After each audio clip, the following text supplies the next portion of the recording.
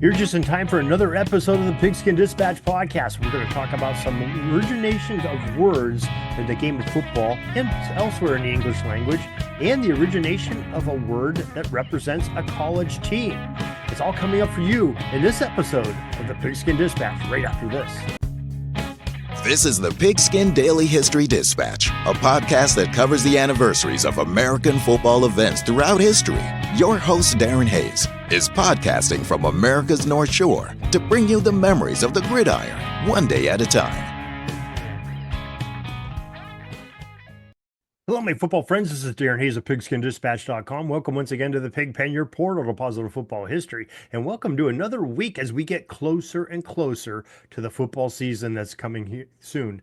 We have preseason games have just started, and we are getting excited about the college game as we're reading about our favorite teams from the college pro level and even high school levels in your local websites and local newspapers, if you still get those in this day and age. Everybody's getting excited, starting to practice, and pads are clicking and clacking all over this great country of ours, and it's getting excited.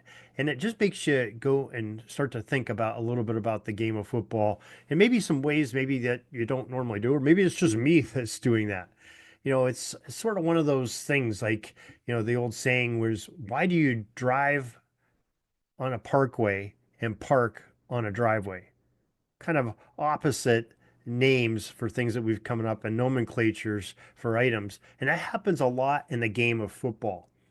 For instance, the position of tackle and the term of tackle, both are very commonly used in football games. And if you listen to any announcers, you'll hear the word tackle probably said as much as any other word in the English language during a common broadcast, because you're talking about two separately different things. And why are they both the same?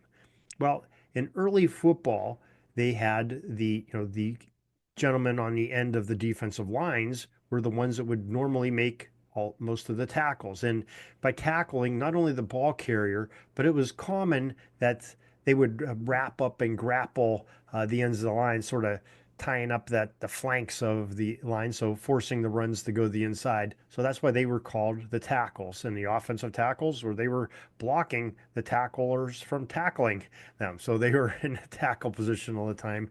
And I believe that's how the nomenclature came up. If not, you can write us at pigskindispatch@gmail.com and correct us on that. But from my understanding, that is the terminology in there. But you also have the word safety pops up on a couple of things, a couple of different things. You have that in three levels. First of all, you have the personal safety and the player safety, just keeping people from getting hurt or injured or worse in the game. So you have rules and equipment to protect them the best they can. It's a dangerous game, and it's contact and hitting and a lot of violence going on in a game of football. But safety is also the position nomenclature for the deepest men in the defensive backfield.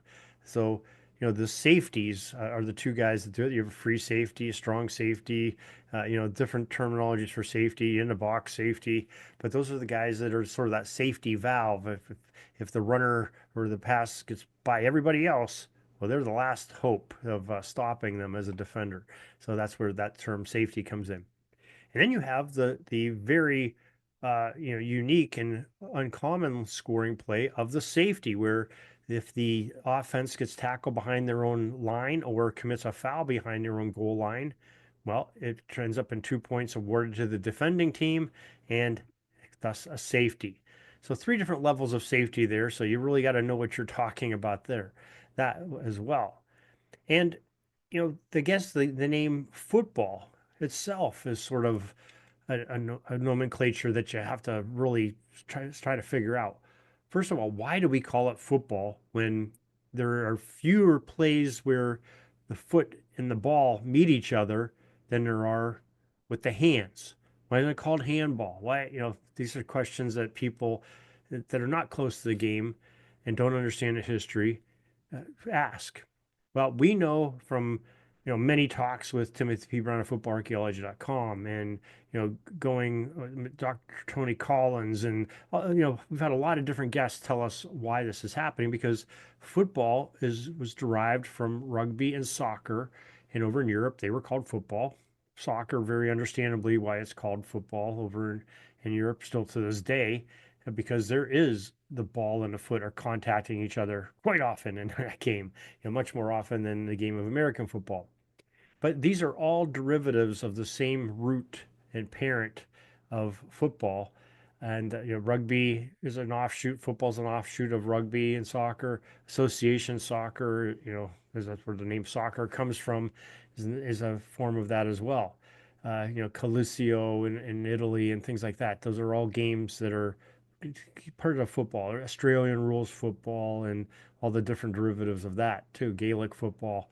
So they're all games of football, just played by different rules and slight variations, and sometimes wide arranged variations in the game. So that's where the name football comes from. So just some interesting things. If you think about it, you just have to know what term and how it's being used in a sentence and how it's applied during the game to know what people are talking about. Otherwise, it's people outside the game of the gridiron or sit there scratching their heads saying, "What the heck are these people talking? They're talking their own language. They're just saying the same words over and over." But we understand it. Our primal grunts help us to understand the game, just like using the words tackle, football, and safety are common. There's lots of other ones in there too, and if you have some of those you want to share, go ahead and email us at pigskindispatch@gmail.com, and we'd be love to talk about those too. Well, that's it for that segment here, getting some things off our mind as we start the week of the football season getting closer. And in our next segment, we have some other interesting things. It's the origination of a nickname of a college football team. We have that coming up for you in just a moment.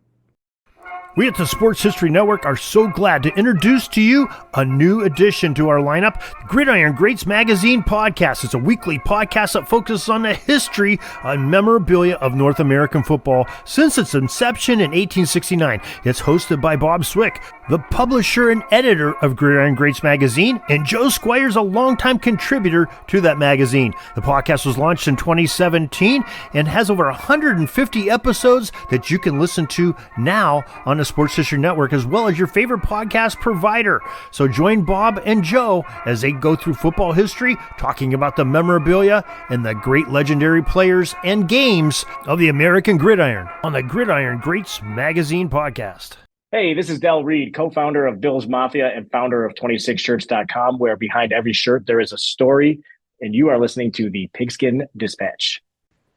I love doing this early on. A couple of years ago, we were trying to do this weekly and talk about some of the names of football teams and where maybe that name originated from, the nicknames, the monikers, the mascots, and why are teams called that? One of the most oddest names in college football is the Nebraska Cornhuskers. Now, most of us, like myself, have grown up just knowing the name Cornhuskers. So you just associate it with Nebraska, but you never really sit there and you think about it. Why are they called the Cornhuskers? Most of the time, mascots are something that should be feared by an opponent, a bulldog or a tiger or, a knight or anything like that. That's kind of brings fear and respect and honor. But a Cornhusker, what comes to your mind when you hear Cornhusker? I picture maybe a family out in the backyard, husking some corn and throwing the corn cob and kernels into a basket and throwing the shucks away, But that has some truth to it, but that's not all what it's meant to be, as we're going to get here in the story of why the Cornhuskers of Nebraska are called the Cornhuskers. Now, the University of Nebraska has a piece out that in the late 19th century, that the team that played football at the University of Nebraska was called, the Old Gold Knights for a couple years. And then more commonly, they were called the Bug Eaters. Now, you thought Cornhuskers was a weird name. How about Bug Eaters? And why were they called the Bug Eaters? I always thought that was kind of humorous myself. And probably some of their opponents did. But the Bug Eaters that the team was referring to was a very well-respected item. There were some variations of bats that lived in the middle of the country in Nebraska area that would fly over the crops and eat all the insects. and keep the insects from, populating on the crops and eating the crops all up. So these bug eaters were really a great, well-liked item and animal by farmers in the Midwest, and very well respected enough that they should name their football team that they support at their local University of Nebraska. Well, one reporter decided, and I guess the other thing, the way the association went, is that the Nebraska team was going up and eating up all the teams around, or defeating them in the Midwest, much like the bug eater bats were eating up the insects. Well, they were eating up all the other teams around the Midwest, and so the association with the bug eaters came up. But one journalist decided after a losing season that, hey, maybe this isn't the right way to do it. His name was from Lincoln, Nebraska sports writer Charles S. Sherman, according to the Nebraska University's website. And he came up with the idea that said, I really don't like calling them the bug eaters. And old gold knights, really, that's sort of fallen off. People didn't really like that. But, he would go and cover games with Nebraska would play Iowa. And Iowa at one time was called the Cornhuskers. But their fans and their journalists and newspapermen around there sort of didn't really like the name Cornhuskers, so they fell off of that because they do a lot of the same agricultural things in Iowa that were done in Nebraska. So, but they really liked Hawkeyes, so Iowa went with the Hawkeyes. Well, Mr. Sherman picked up on this and decided, hey, Cornhuskers is kind of a cool name, and we do that a lot here in Nebraska because a lot of corn is grown there. So he started calling them the Nebraska Cornhuskers in some of his pieces in the newspaper. Well, it didn't take long. In the early 20th century, the name caught on so much that the fans and the student body and the school adopted the name Cornhuskers for the Nebraska sports teams, and in particular, their football team. It was resonated and it was representative of the people of the area of Nebraska and what they did. And they were proud of it. They were supplying corn to the nation and the breadbasket of America. And they felt proud of that, proud enough to display it as their name. And it caught on and it stayed, over a century and a quarter later. They still have that same name, well respected, the Nebraska Cornhuskers. And what a great name it is. Unique only to them. And I guess for a little bit, the University of Iowa and the late 19th century.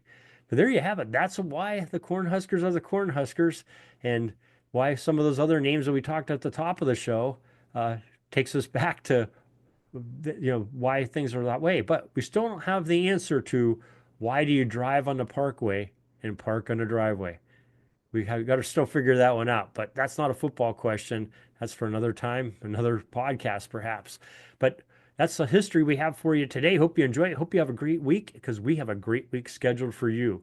We are going to be hitting with all the cylinders here this week, starting off tomorrow with footballarchaeology.com's Timothy B. Brown joining us for another one of his famous tidbits.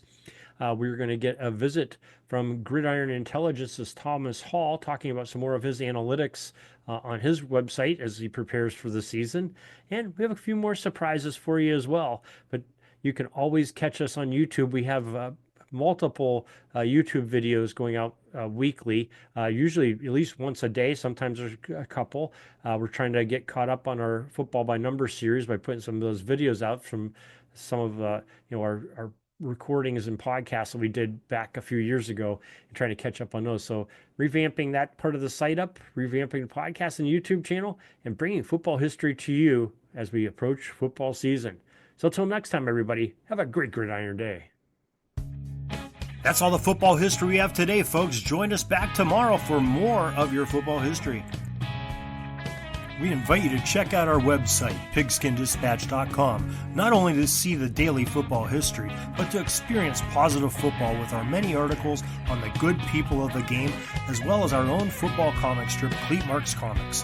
Pigskindispatch.com is also on social media outlets, Facebook, Twitter, Instagram, and don't forget the Pigskin Dispatch YouTube channel to get all of your positive football news and history.